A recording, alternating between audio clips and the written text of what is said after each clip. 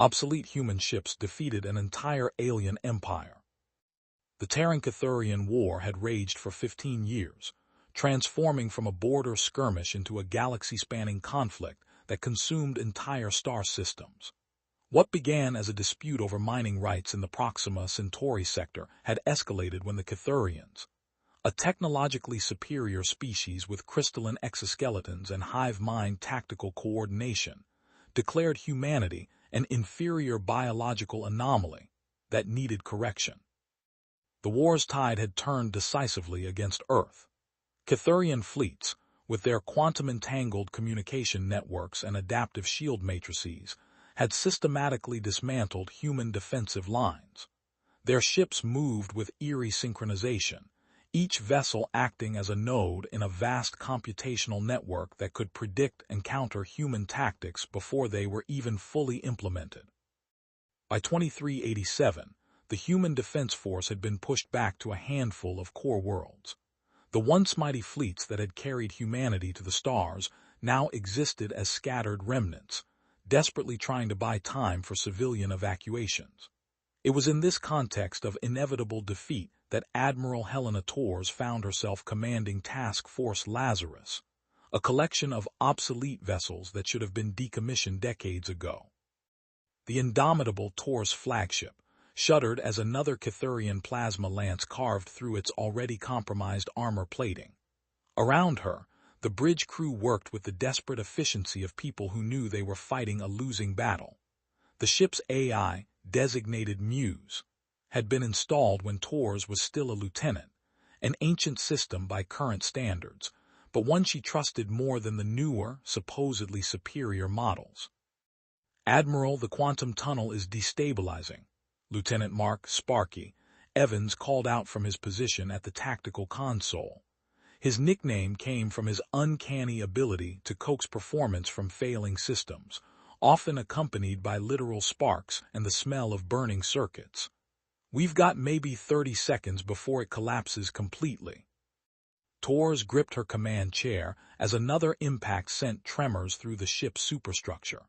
Through the viewscreen, she could see the swirling vortex of the artificial wormhole they'd been using to retreat from the Kytherian advance. Behind them, enemy vessels closed in like metallic predators, their hulls gleaming with an otherworldly luminescence. "All ships emergency jump now," Torres commanded. The fleet, if it could still be called that, consisted of 7 vessels: the heavy cruiser Indomitable, 2 destroyers Defiant and Resolute, 3 frigates, Courage, Tenacity, and Hope, and the supply ship Providence. Each ship bore the scars of countless engagements, their hulls patched with whatever materials could be found, their weapon systems jury-rigged and held together by determination and engineering tape. As the ships plunged into the quantum tunnel, Kytherian fire followed them. The tunnel's walls, already unstable from the enemy's exotic weapons, began to collapse. Space-time folded in on itself with a violence that made reality scream. When the chaos subsided, Task Force Lazarus found itself in an unfamiliar star system, their quantum drives burned out, and their navigation systems showing impossible readings. They were deep in Kytherian space, farther behind enemy lines than any human force had ever ventured. "Muse, give me a tactical assessment," Torres said, her voice steady despite the gravity of their situation. The AI's response came in its characteristic measured tones, tinged with what almost sounded like dry humor. "Admiral, we are approximately 847 light-years behind enemy lines, in what appears to be the Kytherian hegemony's primary industrial sector. Our quantum drives are inoperative. Conventional FTL will take approximately 23 years to reach friendly space, and we are surrounded by an estimated 200 enemy installations." Sparky let out a low whistle. "Well, that's just fantastic. We're like a mouse that wandered into a snake convention." Torres studied the tactical display, her mind already working through possibilities. The Kytherians would expect them to surrender. It was the logical choice. Their species valued efficiency above all else, and continuing to fight in such circumstances would seem like pointless waste to them. which was exactly why they wouldn't see what was coming. The first Kytherian patrol found them 3 days later, a squadron of 6 sleek interceptors, their crystalline hulls refracting starlight into prismatic displays of beauty and menace. The patrol leader's transmission was broadcast on all frequencies, its tone carrying the mechanical precision typical of their species. Human vessels, you are in violation of hegemony space. Surrender immediately for processing and integration into the collective efficiency matrix. Torres smiled grimly. Sparky, are the modifications ready? As ready as they'll ever be, Admiral. Though I should mention that what we're about to do violates about 17 different safety protocols.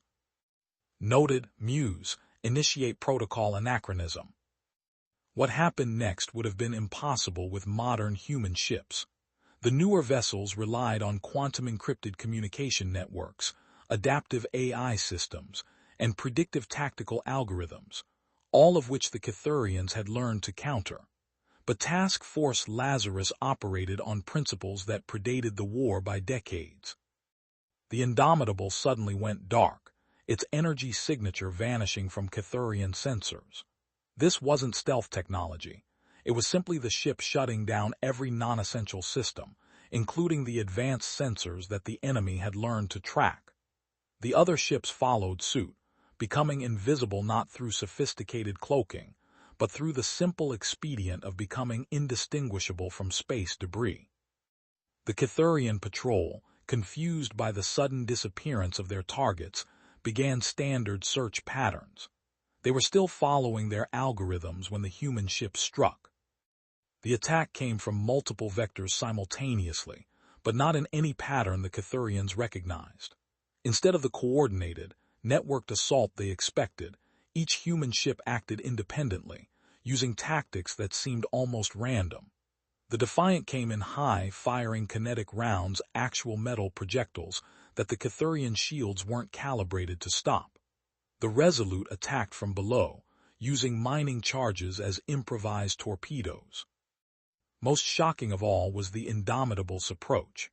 Instead of maintaining safe distance and relying on long-range weapons, Torres brought her ship in close, dangerously close, and opened fire with point defense guns that hadn't been used in ship-to-ship combat for over a century. The Kytherian interceptors, their tactical networks overwhelmed by the sheer unpredictability of the assault, were destroyed in less than 4 minutes. Not a single human ship took significant damage. Well, Sparky said, watching the debris field expand on his screen, that was either brilliant or completely insane. Why not both? Torres replied. Muse analysis. The enemy's tactical algorithms appear to be optimized for countering modern human warfare doctrine. Our obsolete systems and improvised tactics fall outside their predictive parameters, creating significant tactical advantages. Torres nodded. She was beginning to see the shape of a strategy, one that would have been impossible with a modern fleet, but might just work with their collection of antiques and misfits. Over the following weeks, Task Force Lazarus became a ghost haunting the Kytherian supply lines. They struck without warning, using tactics that seemed to follow no discernible pattern. Sometimes they attacked in formation, sometimes individually. They used everything from conventional weapons to improvised explosives made from mining equipment. The key to their success lay in their very obsolescence. The Kytherians had spent years studying human tactical doctrine, developing countermeasures for every strategy in the Human Defense Force playbook. But Torres wasn't using the playbook. She was making it up as she went along, drawing on half-remembered lessons from military history and the desperate improvisations of a crew that had nothing left to lose. Sparky proved invaluable in these engagements, his talent for jury-rigging systems allowing them to deploy weapons and tactics that shouldn't have been possible. He turned mining lasers into ship killers, rigged cargo containers as decoy vessels, and somehow managed to make their ancient point defense systems more effective than modern plasma cannons. Muse, despite being an obsolete AI by current standards, became their secret weapon. Unlike the newer systems that relied on quantum processing and predictive algorithms, Muse operated on older principles: pattern recognition, adaptive learning, and what could only be described as intuition. The AI began to develop an almost supernatural ability to anticipate Kytherian movements, not through calculation, but through something approaching instinct. "Admiral," Muse reported during one engagement, "I am detecting what appears to be frustration in the enemy communication patterns." Torres raised an eyebrow.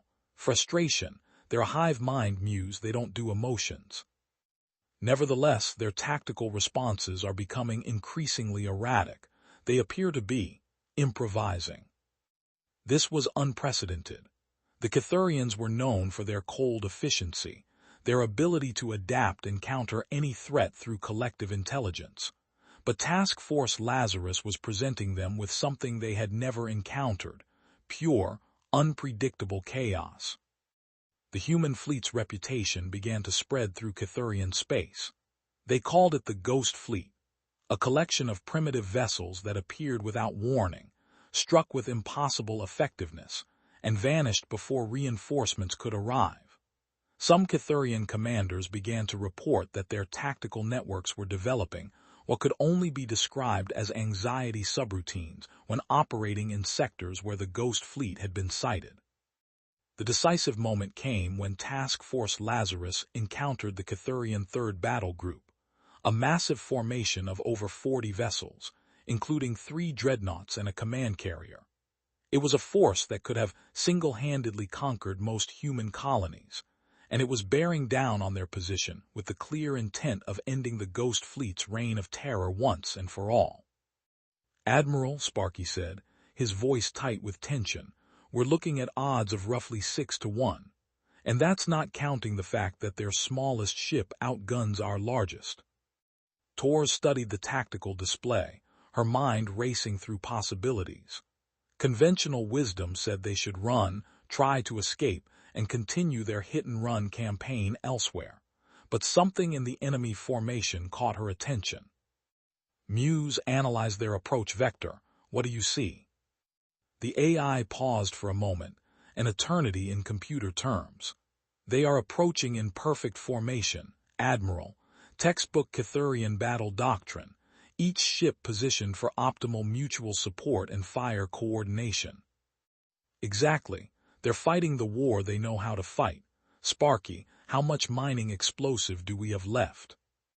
"About 3 tons of industrial charges, plus whatever we can jury-rig from the Providence cargo. Why do I get the feeling you're about to suggest something that violates the laws of physics, common sense, and probably several treaties?" Torres smiled. "Because you know me too well, here's what we're going to do." What followed was less a battle than a masterpiece of controlled chaos. Instead of engaging the Kytherian formation directly, Torres ordered her ships to scatter, not in retreat, but in a seemingly random pattern that made no tactical sense. The enemy, expecting either a coordinated defense or an organized withdrawal, found themselves facing something unprecedented: 7 ships moving independently, each following its own agenda. The courage and tenacity began laying mines in seemingly random patterns, using their entire stock of mining charges. The Hope started broadcasting false sensor readings, creating the illusion of additional ships where none existed. The destroyers, defiant and resolute, began a series of hit-and-run attacks that seemed designed more to annoy than to inflict serious damage. Meanwhile, the Indomitable and Providence began what appeared to be a desperate retreat toward the system's asteroid belt. The Kytherian commander, recognizing an opportunity to end the engagement quickly, ordered a pursuit. It was exactly what Torres had hoped for. The asteroid field had been seeded with mining charges, not in any organized pattern, but scattered seemingly at random throughout the debris. When the Kytherian ships entered the field in pursuit formation, Sparky triggered the charges in a sequence that defied all logic. The explosions didn't target the enemy ships directly. Instead, they shattered asteroids, sending massive chunks of rock careening through space in unpredictable trajectories. The Kytherian formation, designed for mutual support in open space, became a liability as ships found themselves dodging debris while trying to maintain their tactical network. In the chaos that followed, Task Force Lazarus struck with everything they had. But instead of coordinated attacks, each ship acted independently, striking targets of opportunity as they presented themselves. The Defiant rammed a damaged Kytherian cruiser, its captain having calculated that the ship was too damaged to survive anyway. The Resolute used its mining lasers to cut through the command carrier's hull, targeting not weapons or engines, but the quantum communication arrays that coordinated the enemy fleet. The battle lasted 6 hours and defied every principle of modern space combat. When it was over, the Kytherian Third Battle Group had been completely destroyed, while Task Force Lazarus had lost only the Defiant. And even then, most of her crew had been evacuated before the ramming attack. News of the impossible victory spread through both human and Kytherian space like wildfire. For humanity, it was the first major victory in years, proof that the war was not yet lost. For the Kytherians, it was something far more disturbing, evidence that their perfect tactical algorithms could be defeated by something as simple as unpredictability. The psychological impact was enormous. Kytherian fleets began to hesitate, their commanders second-guessing their tactical networks. Human resistance movements, inspired by the Ghost Fleet's example, began adopting similar tactics, abandoning sophisticated strategies in favor of improvised chaos. But for Torres and her crew, the victory was bittersweet. They were still trapped deep in enemy space, their ships held together by determination and engineering tape. The quantum drives remained inoperative, and conventional FTL would take decades to reach friendly space. It was Muse who provided the solution, in a moment of inspiration that surprised even the AI itself. Admiral, I have been analyzing the wreckage of the Kytherian command carrier. Their quantum communication system operates on principles similar to our tunnel drives. With sufficient modifications, we might be able to create a stable wormhole. Sparky looked up from his console, where he had been trying to repair a burned-out power coupling with spare parts in hope. Let me guess, this plan involves doing something that's theoretically impossible with equipment that shouldn't work. Naturally, Torres replied. Muse, what do you need? The modifications took 3 weeks and required cannibalizing systems from every ship in the fleet. The Providence was stripped down to little more than a hull, its cargo holds converted into a massive quantum resonance chamber. The other ships provided power, their reactors linked in a configuration that made Sparky mutter prayers to various engineering deities. When they finally activated the system, the results were spectacular. A wormhole opened, not the stable, predictable tunnel of modern technology, but a chaotic, roiling vortex that seemed to exist in defiance of several fundamental laws of physics. Well, Torres said, watching the impossible sight on her view screen, it's not pretty, but it should get us home. Task Force Lazarus emerged from the wormhole in the Sol system 6 months after they had been presumed lost. Their arrival was detected by defense platforms that initially classified them as unknown contacts. Their ships were so heavily modified and battle-damaged that they barely registered as human vessels. The fleet that limped toward Earth bore little resemblance to the force that had departed. The ships were scarred, patched, and held together by improvised repairs. But they flew in formation, their crews proud and unbroken. The reception was unlike anything in human history. Every ship in the system, military and civilian alike, formed an honor guard as Task Force Lazarus made its way to Earth. The crews were hailed as heroes, their tactics studied and adopted by military academies across human space. But perhaps the most significant impact was psychological. The Ghost Fleet had proven that humanity's greatest strength wasn't its technology or its tactics. It was its ability to adapt, to improvise, to find solutions where none should exist. In a war against an enemy that valued efficiency and predictability above all else, chaos had become humanity's greatest weapon. Torres stood on the bridge of the Indomitable as Earth grew larger on the viewscreen.